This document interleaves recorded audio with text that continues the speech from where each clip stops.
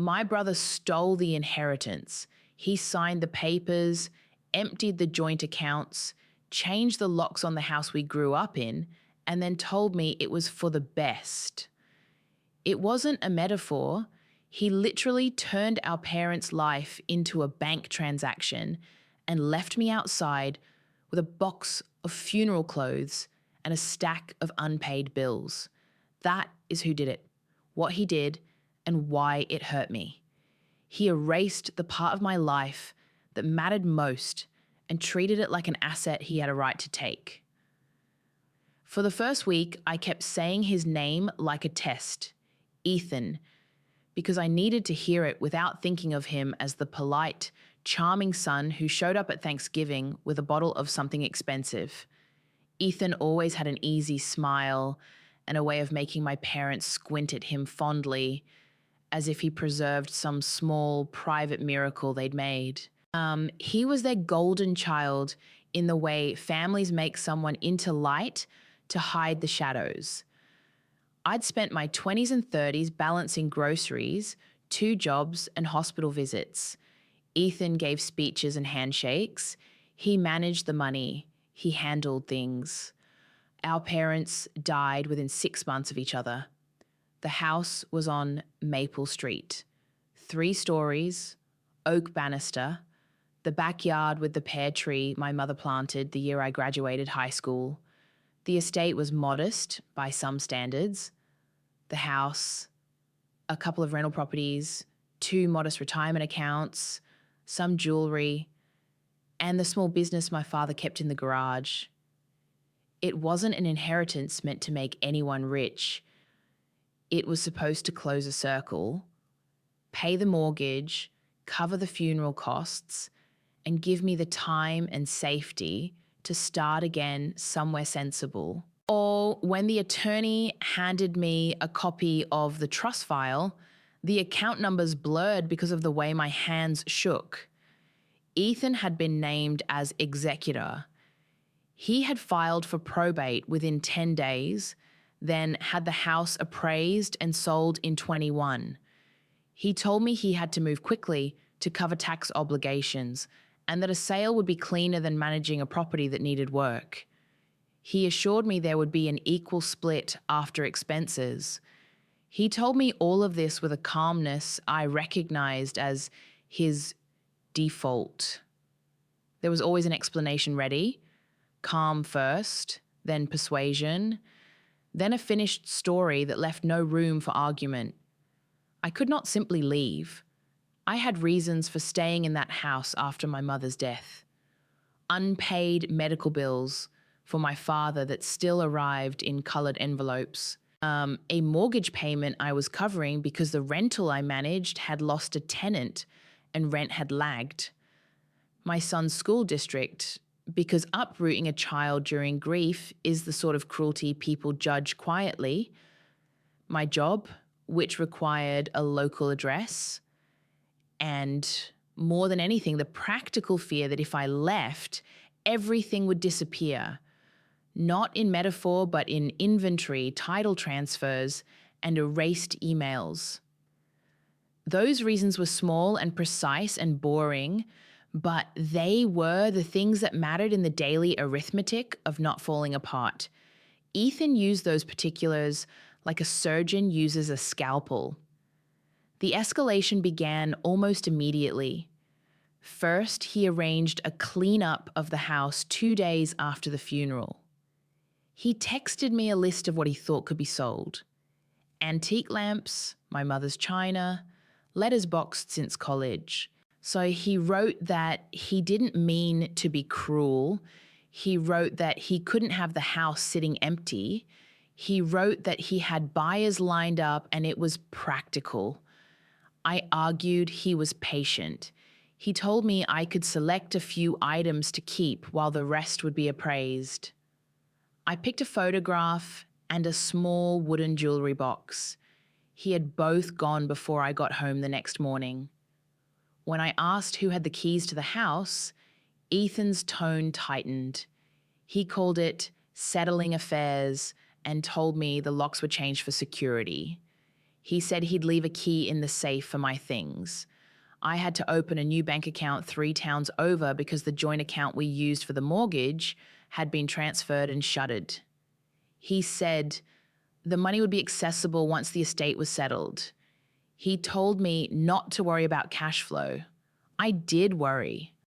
I had a mortgage payment due in 4 weeks and a son with braces. The landlord where I rented a small room let me know the heating bill was overdue. The practical arithmetic of bills felt like a judgment. My inability to pay was an accusation written in invoice numbers.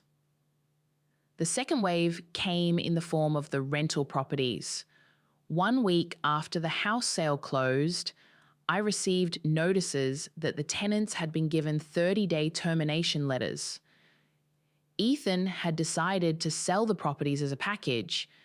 He told me we'd split whatever the sale produced after he covered closing costs and taxes.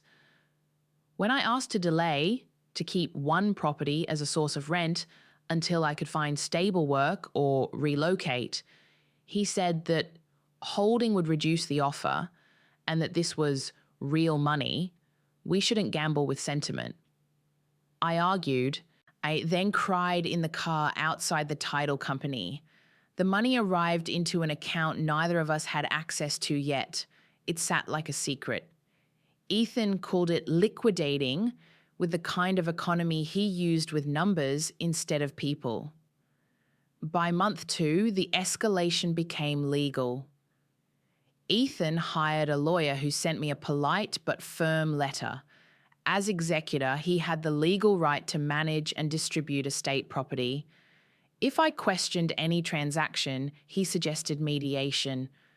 A bottle of wine I bought the day my father died, something small to put on the table, turned into a piece of disputed property because Ethan said our father had wanted it auctioned. He claimed the jewellery had been appraised at much higher values than I had seen. He claimed the business in the garage was worthless and the assets had been sold to cover liabilities. Every time I demanded documentation, receipts, appraisals, the buyer's information, I received careful redactions or sarcasm disguised as candor. He promised transparency while providing none. People noticed. Cousins and neighbors who had come to the funeral offered sympathetic noises, then distant shoulders when I asked for help. My sister-in-law, Ethan's wife, who had been at most a polite presence, began to post pictures of Ethan in new suits, smiling at an office desk. She wrote about closing hard chapters and thanked friends for supporting our family. A cousin from out of state called to say they had been surprised by the speed of things, but assumed it was how estates worked. None of these were overt betrayals.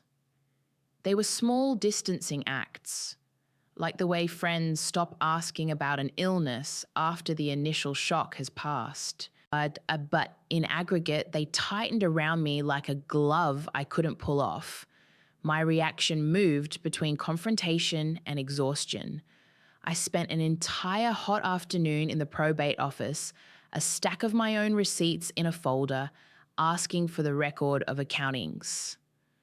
The clerk was sympathetic and helpful. The bureaucracy still remembers the human beneath the paper, but the accounting was messy.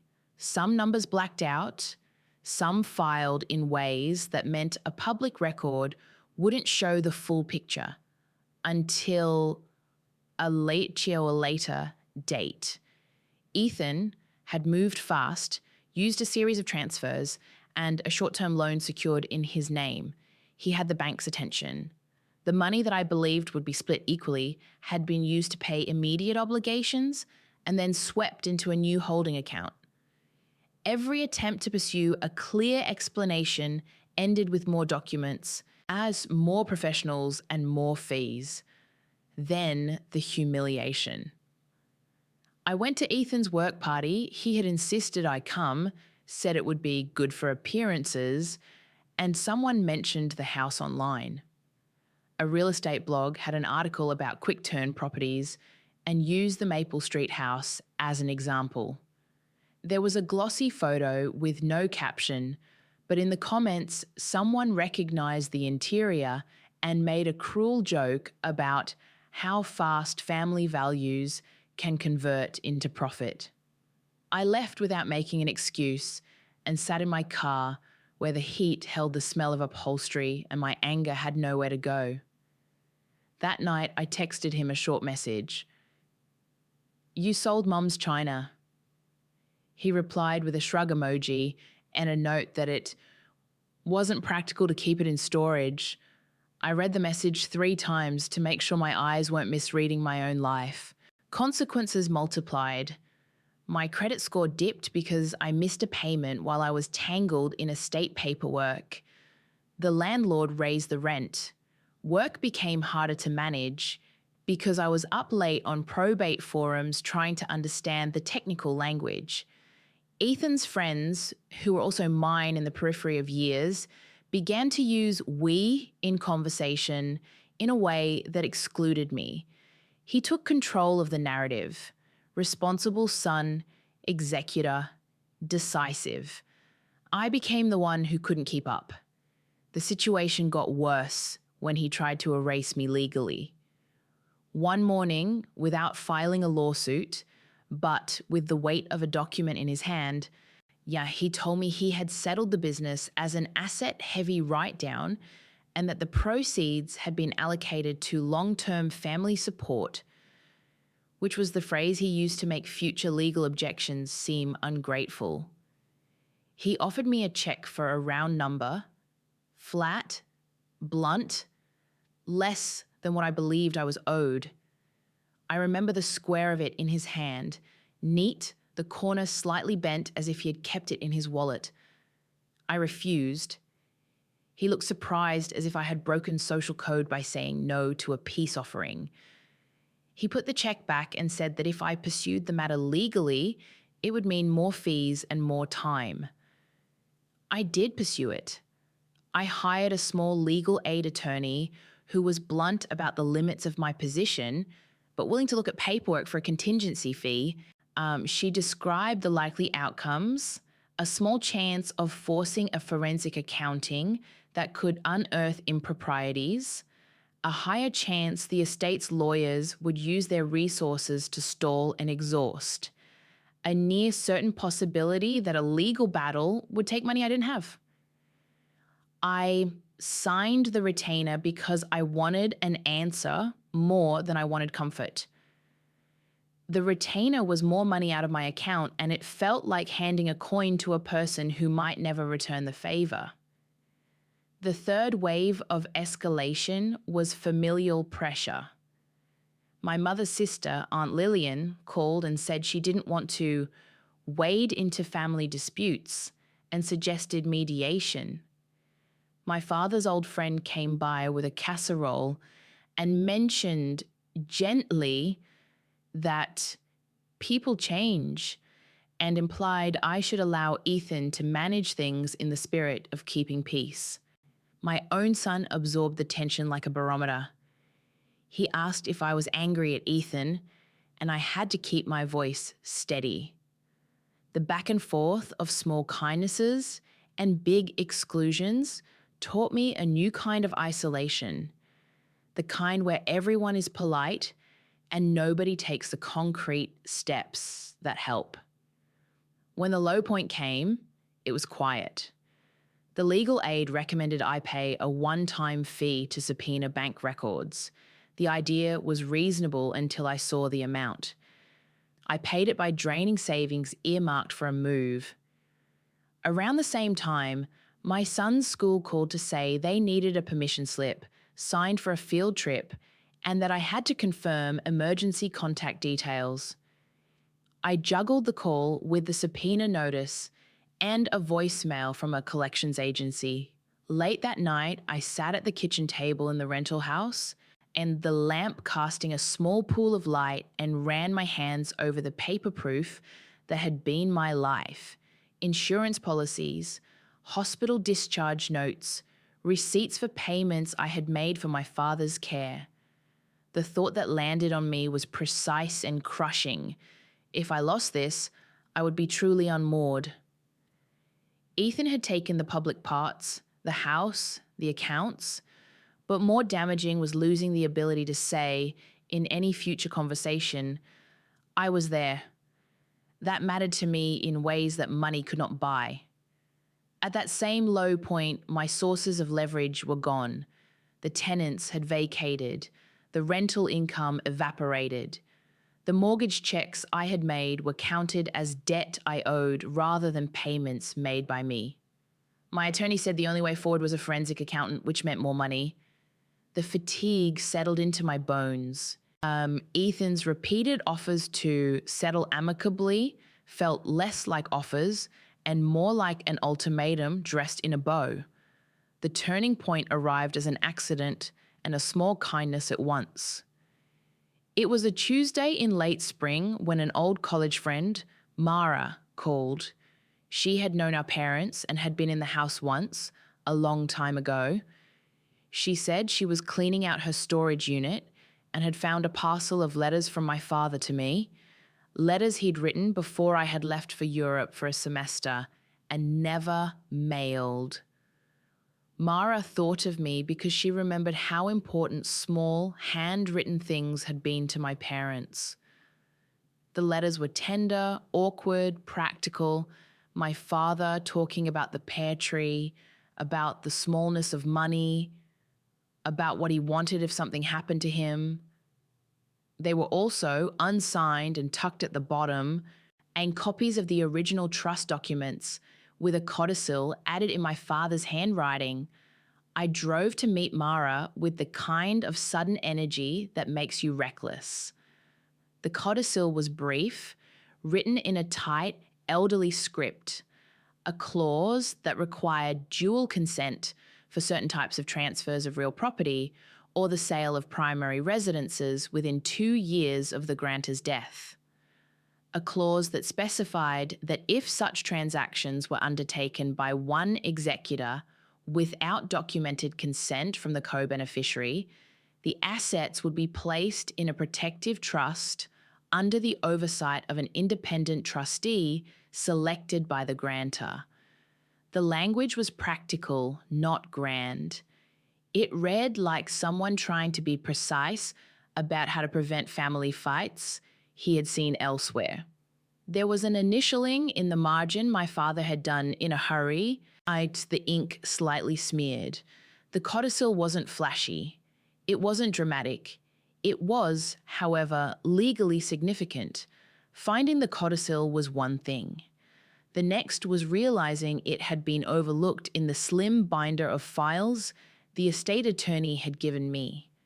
I took a copy, hands steady now, and walked to the probate office.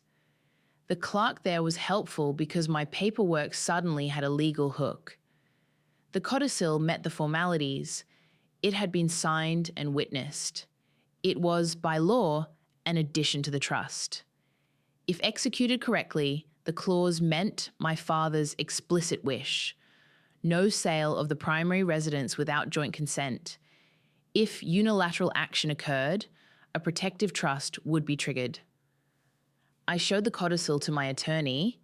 We moved quickly, not because haste was romantic, but because the law sometimes honors speed in the face of impropriety. The next morning, a letter went to Ethan from the attorney with the codicil attached. Notice that the trust had been updated and that under its terms, the trustee, named in the codicil as the local community bank's estate department, had to place the assets into a protective trust while it investigated whether any transfers had been made in contravention of the clause. That morning I felt two things, a cold clarity and an odd guilty relief. It felt like calling a referee in a game where someone had been playing with different rules. Ethan's reaction was what I had expected, fury contained in legalese. He called me once that day and his voice was clipped. He accused me of going behind his back and said I was being dramatic. And he suggested the codicil was a forgery. I did not answer the accusation with invective. I read him the relevant lines. He asked if I had no shame. He told me he would fight this. He said he would not be punished for doing what he thought necessary. The only confession he made, in a roundabout way, was that he had not known about the codicil and that he had acted quickly because he thought it was easier to sell than to manage. That admission had the weight of a barred window. It proved he had acted without joint consent.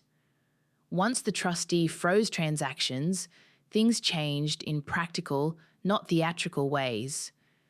The house sale funds were placed into the protective trust. The rental property proceeds were re-examined. The bank began a formal inquiry.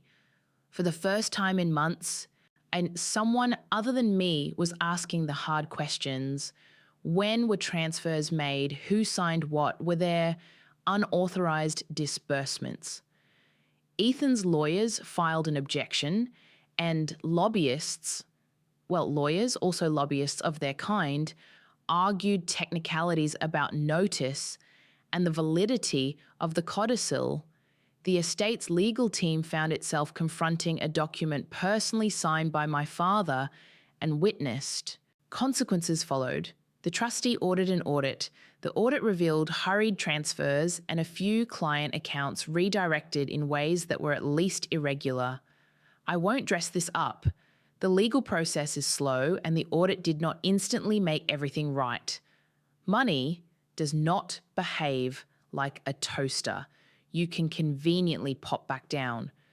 The trustee took steps that were strictly within the law. They froze distributions pending a determination. They commissioned appraisals and asked for documentation. Ethan's cash access tightened.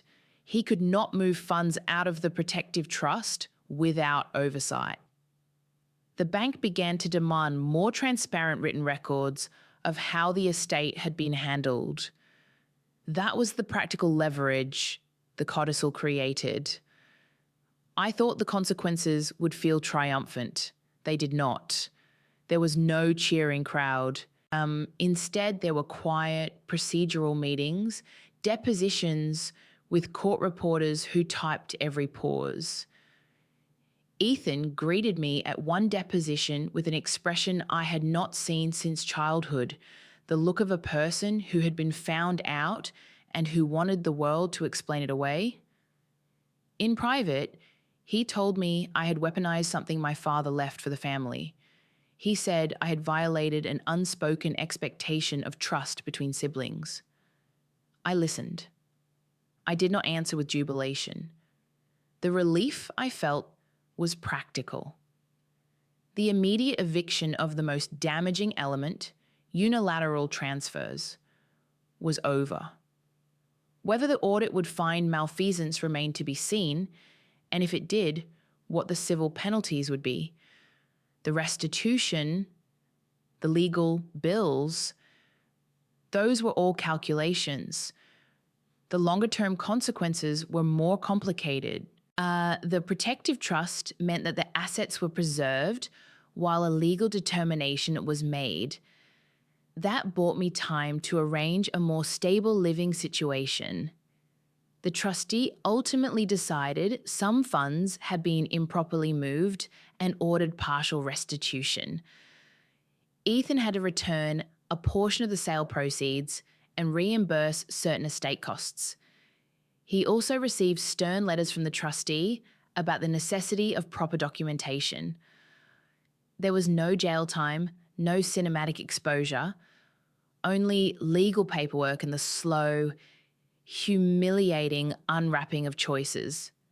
We entered settlement talks. The settlement was not total restoration. I did not get everything back. The house could not be returned. It had been sold to a third party acting in good faith during the sale period. But I did recover enough money to cover the mortgage I had been forced to pay and to put a down payment on a small place my son and I could begin to call ours. Emotionally, the consequences were less tidy. My relationship with Ethan was irrevocably altered. He stopped answering my calls. He spoke to mutual relatives only in a manner that suggested business. He did not attend my son's recital the following winter. He did not send a word on my birthday. When he did appear in family gatherings, the air tightened as if his presence were an unlit fuse. Some relatives blamed me for making things difficult. Others quietly offered support. The attorney bills were heavy. The settlement covered the immediate financial damage, but not the years lost, the nights awake, the sense of safety that had eroded. There were also small, quieter payoffs. The trustee, a woman named Claire, was precise and humane in the way only some professionals can be, efficient without indifference. She offered a clear accounting and, in private, told me she believed my father had included the codicil because he had feared what money does to families. That validation mattered in the way a witness can matter in a crowded courtroom. Less than justice, more than silence. I took a little of the money, moved into a small house that needed painting and love, and signed my son up for soccer. I did not feel triumphant. I felt tired and practical and oddly lighter. The aftermath stretched into ordinary life. I went back to work. I painted the walls a colour my son chose. I repaired a fence. I had to learn budgets again from scratch. Now that I was responsible for things I had previously relied upon Ethan to manage. The legal process had taught me about paperwork and signatures and the way small clauses can mean everything. It had taught me how to spot when a friendly smile is the front for a ledger. It had also shown me that families can warp around money in ways that leave permanent grooves. People asked if I felt vindicated. I did, in the way someone feels vindicated when a wound finally stops leaking. The satisfaction was practical. I had restored enough to settle debts and keep a roof over my son's head. It was not moralistic. Ethan lost privileges and, arguably, his social capital in a narrow circle. I did not relish his discomfort. I wished for a sibling who could have been accountable without the law. I did not get that. And the law gave me a weaker comfort. That there is at least a mechanism for correcting certain harms, however imperfectly. The ending of that chapter was not cinematic. We did not stand across a table and read confessions. There were no declarations of truth at a family dinner. There was, instead, a quiet folding of the narrative into things I had to do daily: home repairs, tax forms, school pickup. The house on Maple Street had belonged to someone else for 2 winters. The pear tree still produced too many fruit for the small family that lived there now, and I would sometimes drive past and think of the sound of my mother's footsteps on the porch. The legal resolution had not fixed memory or grief. It had only addressed the particular impropriety my brother had committed. It's if there is one honest thing I can say at the end of telling this, it is that actions, not words, change the balance. The codicil was a small, unglamorous line in my father's handwriting. I could have let it remain misfiled. I didn't. Reading what he had written and following through with the trustee's process did not feel like revenge. It felt like insisting on a rule he had set. The result was imperfect. It cost money and sleep. It cost family. It also prevented me from being completely erased. I tell you this not as sermon or vindication, but as an account of what happened to me. My brother took what he decided he could take, and I used a small legal instrument my father had left to stop him. The consequence was recovery of enough to rebuild, and the cost was the rupture between me and the man who had been my brother. There are days I think about what I would have changed. There are days I think about the way people choose only what is convenient to remember about each other. If you found this meaningful, please leave a like. If you'd like to hear more stories like this, please subscribe. Did anything like this happen to someone you know? I'd be interested in hearing about it in the comments.